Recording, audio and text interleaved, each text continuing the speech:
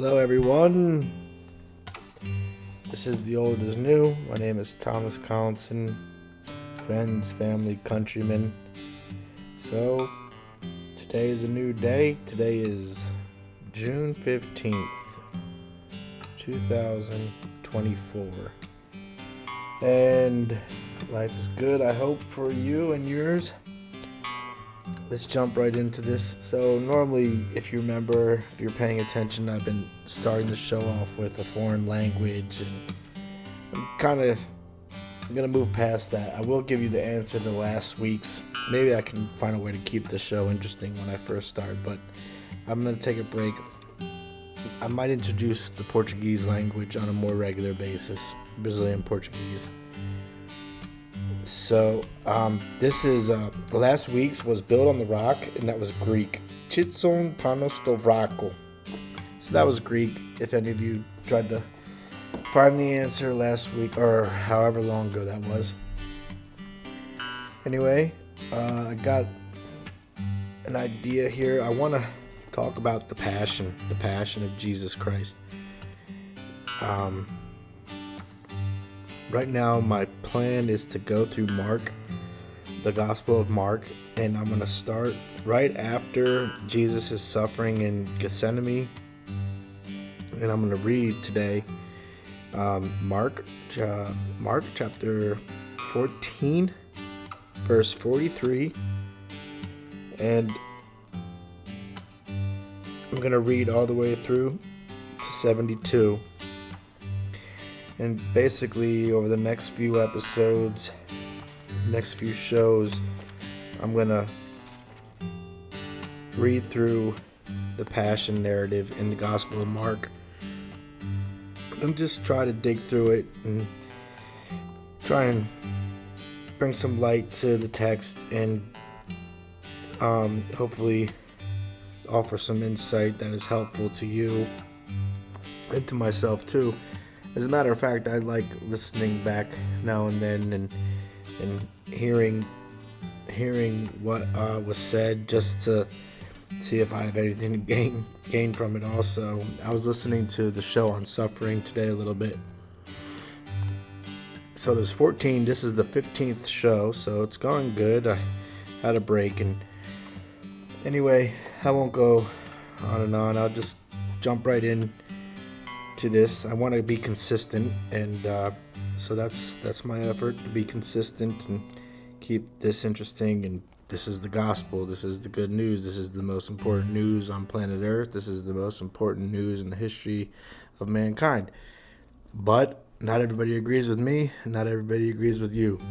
So be on guard and don't give up, and don't let the world push you around. Don't let the world persuade you into thinking it's not good to be in pursuit of the truth. And that's ultimately what Jesus is, the truth. So people can mock the Christian faith as much as they want. It doesn't make it wrong or erroneous. The faith is true, and that's why we stand and believe.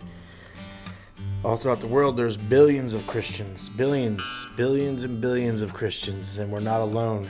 And the world is what it is today because of Christianity. Modern politics, modern governments, the dignity of every human person is recognized by NATO, the European nations. All throughout the world, there's human rights because of the Christian faith, because of what the Christian church teaches. We've eliminated slavery for the most part. We've established hospitals and universities and so on and so forth. It's the world is a better place because of Christ, and I do believe that. And I don't think it's as nearly as bad as it once was here on Earth, say 500 years ago. And I think it's getting better, contrary to what the media says or the internet. My life's fine.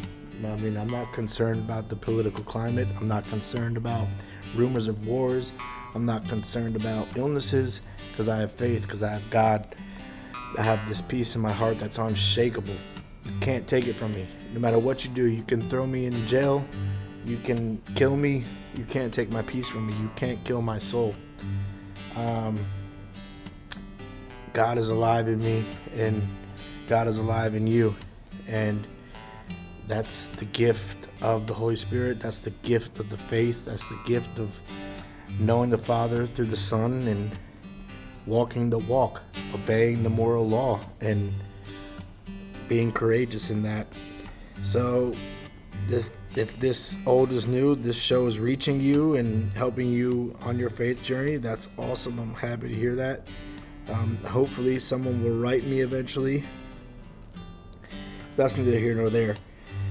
So let me start. This is Mark chapter 14, verse 43. And then I'm going to continue on for a bit. I'll probably break it down into 3 sections here, but bear with me. This is a shorter paragraph or 2.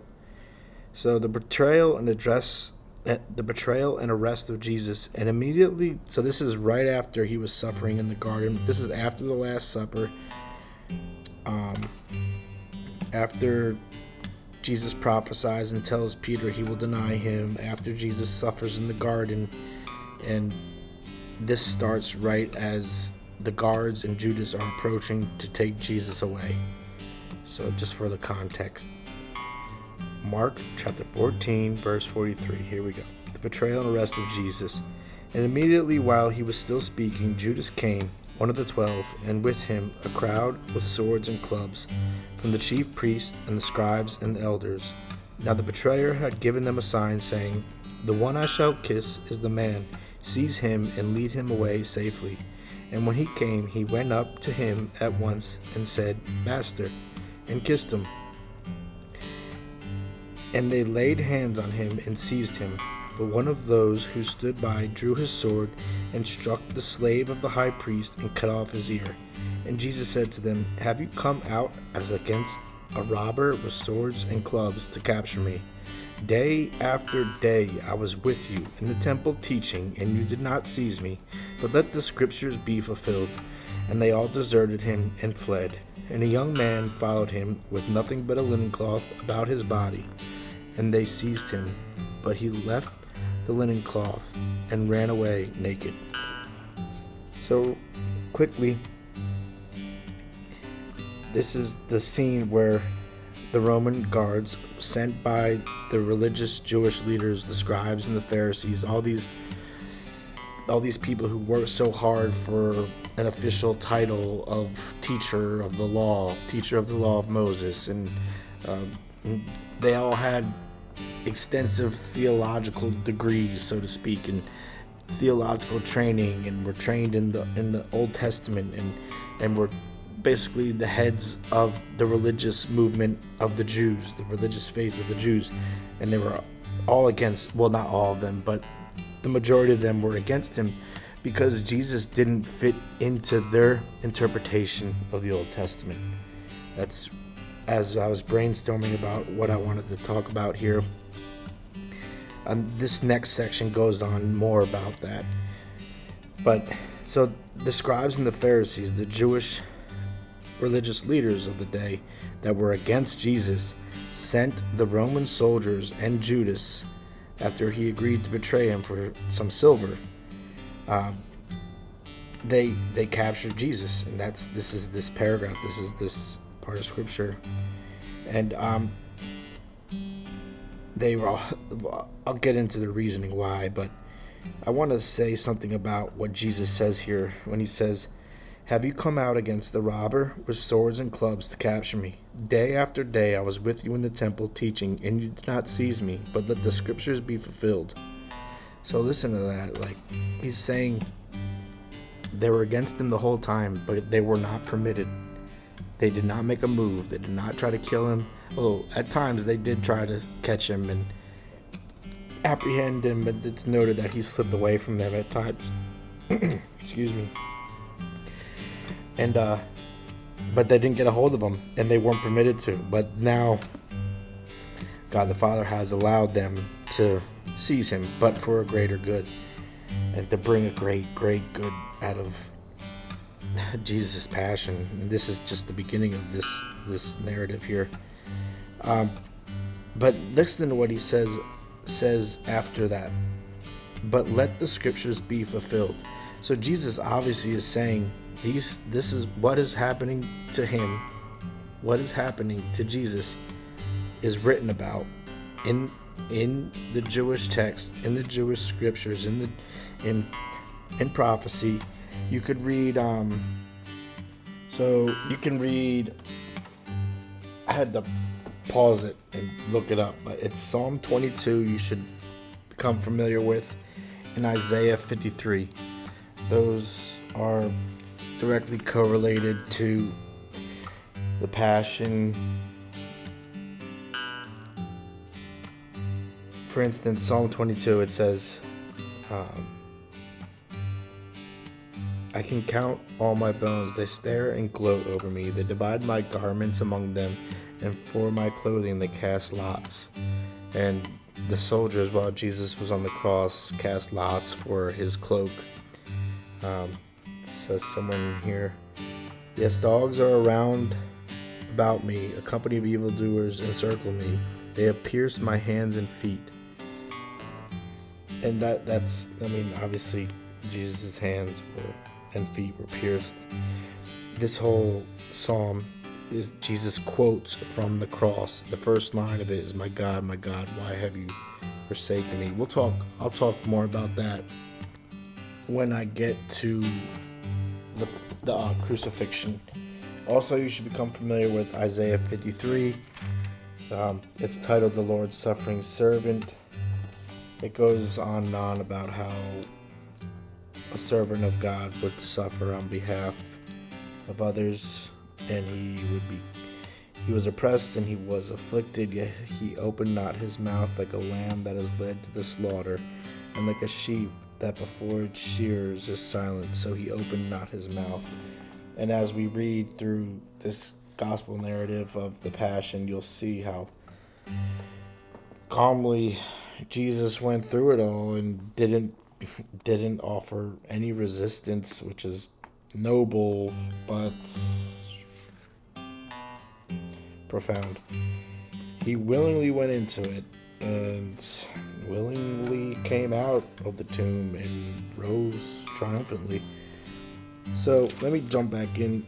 I just want to make the point that Jesus was claiming that the scriptures be fulfilled in him. So that's another note to consider, is that Jesus knew who he was and he knew his purpose.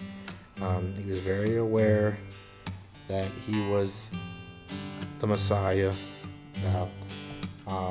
God's only son, and he knew what was coming, and he knew him going to the cross was part of this master plan to redeem the world, and that's why he went through it, for a great good. But let's jump into this next paragraph here. Mark chapter 14, verse 53, Jesus before the council. And they led Jesus to the high priest, and all the chief priests and the elders and the scribes were assembled. And Peter had followed him at a distance, right into the courtyard of the high priest, and he was sitting with the guards and warming himself at the fire. Now the chief priest and the whole council sought testimony against Jesus to put him to death, but they found none, for many bore false witness against him, and their witness did not agree. And some stood up and bore false witness against him, saying, We heard him say, I will destroy this temple that is made with hands, and in 3 days I will build another not made with hands. Yet, not even so did their testimony agree. And the high priest stood up in the midst and asked Jesus, Have you no answer to make? What is it that these men testify against you? But he was silent and made no answer. Again, the high priest asked him, Are you the Christ, the Son of the Blessed? And Jesus said, I am, and you will see the Son of Man sitting at the right hand of power and coming with the clouds of heaven. And the high priest tore his clothes and said, Why do we still need witnesses? You have heard this blasphemy. What is your decision? And they all condemned him as deserving death. And some began to spit on him and to cover his face and to strike him, saying to him, Prophesy.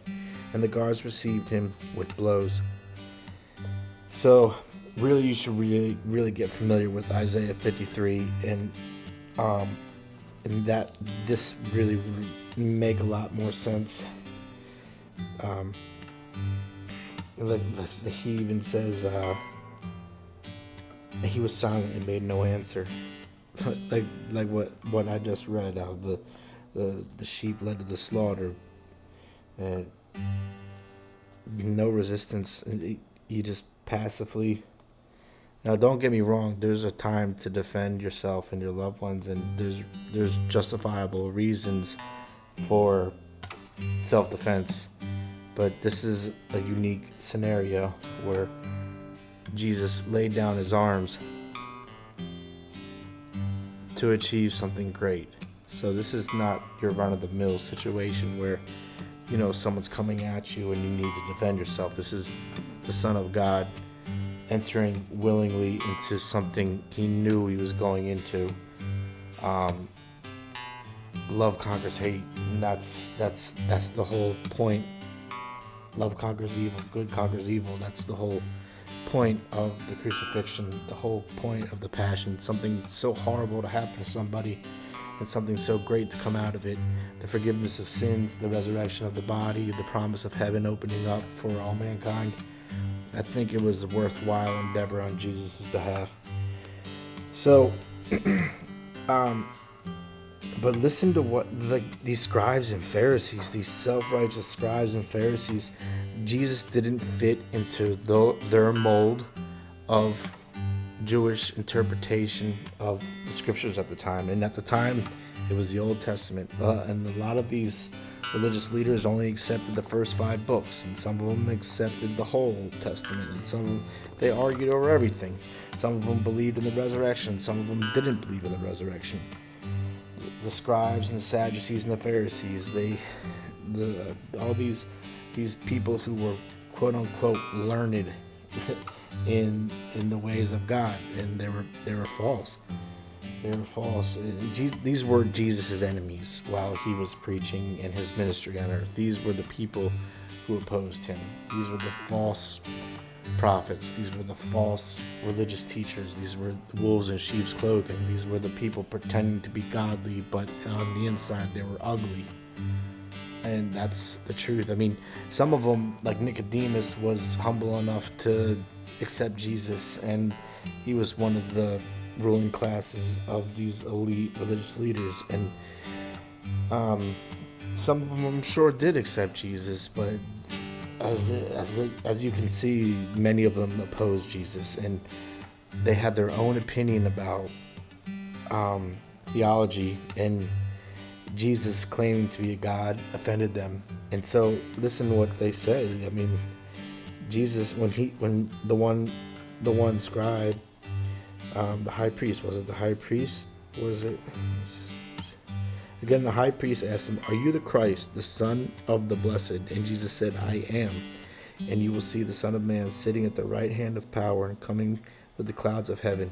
And the high priest tore his clothes because of that response. He ripped his cloak in anger and frustration because Jesus was telling the truth and he didn't like the truth. And that's the thing. People are offended at Jesus because it's the truth. And if if people don't want to be, don't want to know the truth, and they oppose God, or they're too proud to admit that they're not God. They're too proud to admit that they don't know everything.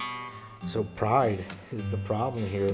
This high priest thought he knew the law of Moses down to the T, and he knew it all.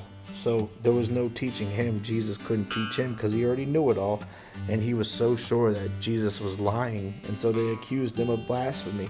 They wanted to kill him because he was claiming to be God, and they believed he was lying about it. That's why they killed him, because Jesus was clearly professing to be the Son of God, making him divine, the only Son of God, the Messiah, the promised Messiah, the Son of Man, prophesied in the book of Daniel and Isaiah and the suffering servant, and he was claiming to be just what the text prophesied, and they were too blind to see the truth of who Jesus is. So they were just like, no, you're wrong, you're lying, and we're going to kill you for it. And that's what they did. Take any anti-Semitism out of the equation. These were just a few radical, religious, over self-righteous, religious, quote-unquote leaders that were mistaken about Jesus' identity, and they gathered together, they grouped up against them by God's almighty permission and divine will. He allowed it, so that's what happened. So they needed to pin an offense, a justifiable offense against him, to kill him according to the law, and blasphemy was the one they pinned on him, because he said he is God, and he rightfully so would have deserved to die according to the law of Moses if he was lying, if he was a false prophet. But if he was a true prophet, if he was telling the truth, his death is innocent. The blood, they even say it, let the blood be on their hands. We'll get to that later. Jesus was innocent, and he was telling the truth, I believe. And he was wrongfully killed for telling the truth of who he is, for just being himself. They killed him for him being himself. Sad. But it leads to great joy. Just like how, tears may come at night, but laughter will return in the morning. And that's it. That's it. That's the truth.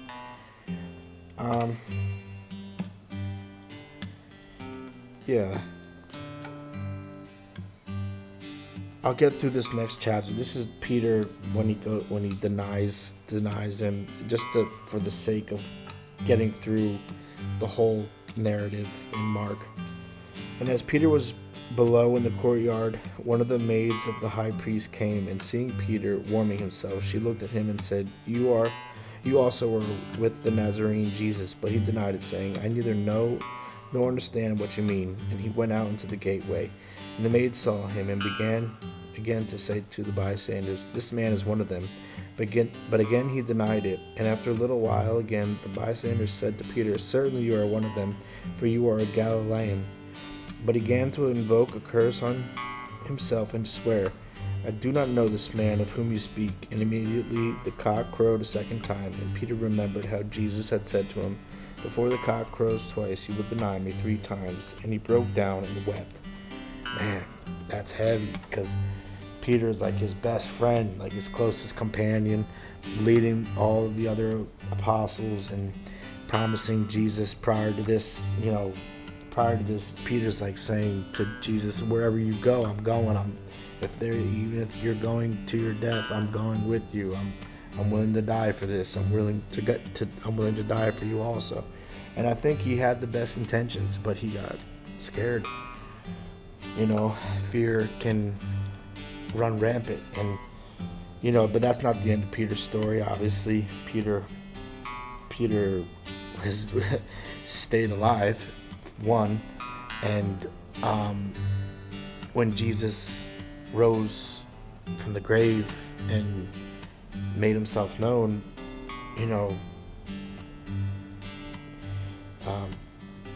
he made it right. He made things right, and you can always come back to the Lord, and that's a great example of Peter's repentance, of just being apologetic and saying, Lord, I'm sorry, I did not stand up for you when you needed me most. Jesus went into his passion basically with himself, and some of the women were closely walking with him. I think the apostle John was closely. He ended up at the cross, at the foot of the cross with Mary, Jesus' mother also.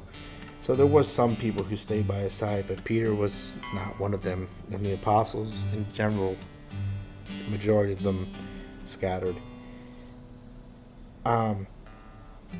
So to just start the passion narrative, let me just summarize. We went through the betrayal and the arrest of Jesus um, in the Garden of Gethsemane, and then Jesus was brought to the high council, the council of the priests and the Sadducees and the Pharisees, and that's when they accused him of blasphemy for telling the truth.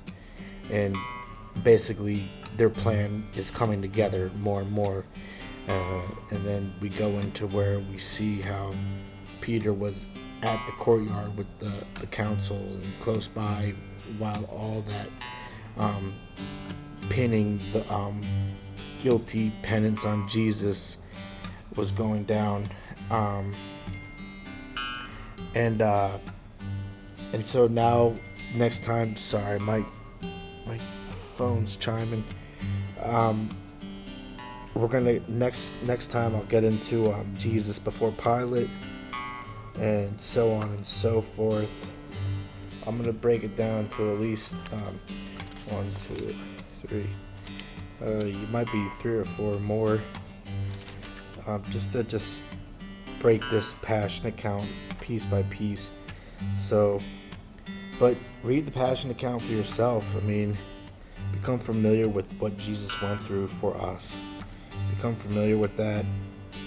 This is true. If this is true, and if someone put a gun to my head and I said, is the gospel narrative true? Was Jesus telling the truth? Did Jesus rise from the grave? I'd have to say yes. And hopefully there'd be no bullets in the gun. No, you know what I'm saying. Whether there's a bullet or not, doesn't matter. I'm telling the truth.